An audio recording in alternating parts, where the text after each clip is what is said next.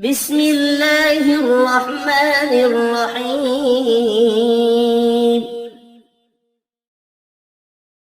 اللهم صل على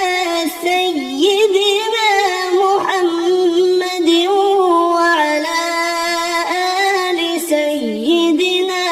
محمد صلاة تنجينا بها من جميع الأهوال والآفات وتقضي لنا بها جميع الحاجات وتطهرنا بها من جميع السيئات وترفعنا بها عندك أعلى الدرجات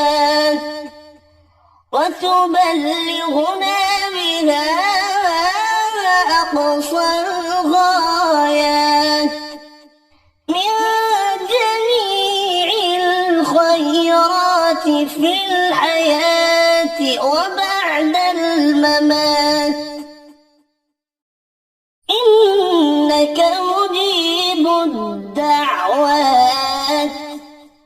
ورافع الدرجات ويا قاضي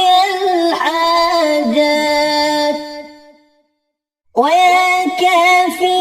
المهمات ويا دافع البليات ويا حل المشكلات، أغثني أغثني أغثني يا إلهي، إنك على كل شيء قدير. اللهم صل على سيدنا محمد